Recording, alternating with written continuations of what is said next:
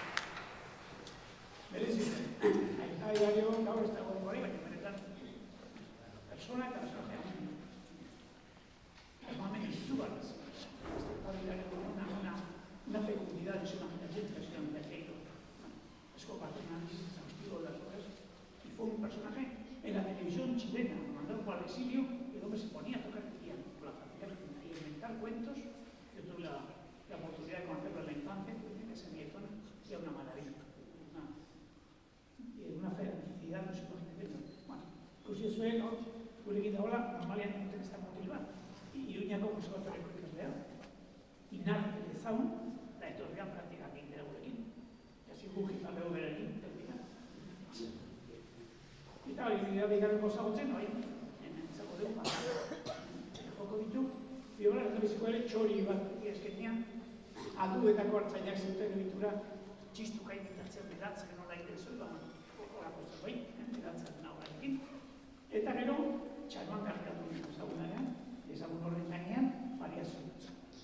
Como digo, Inar, txistulariko, compositor, piano, casi todo lo que se pone delante, pues va a tocar ahora el solista, nosotros lo acompañaremos, todavía no hacer prácticas, pero nosotros estamos haciendo prácticas con él también.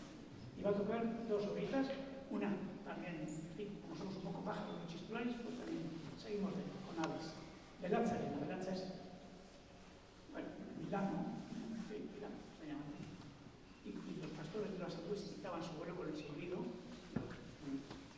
eso le llaman Belatza, una cosa de estilo, y después una serie de variaciones sobre la conocidísima melodía popular Charmanga.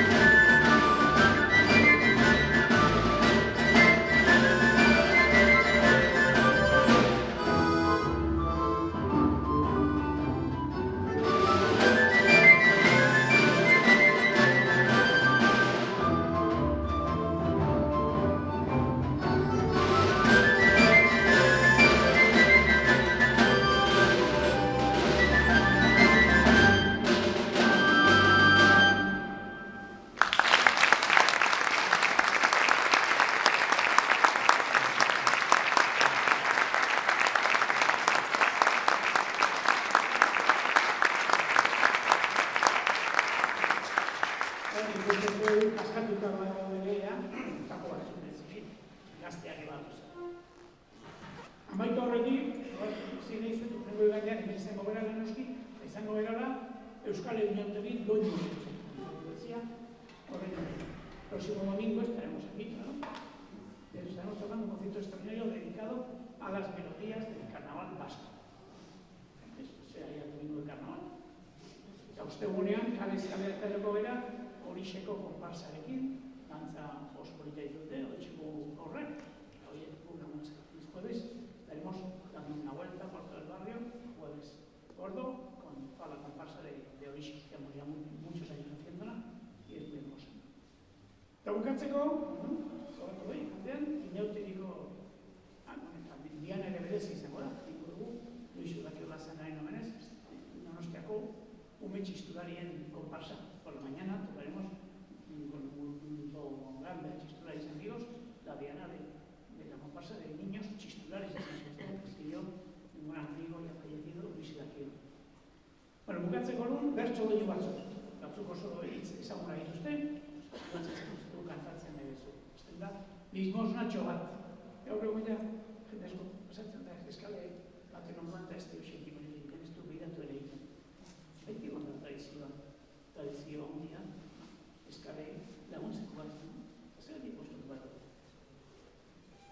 Nahi nuke hori dena guaren nagoen, limosnatxo bat. Lagundukan denoi, ziko eta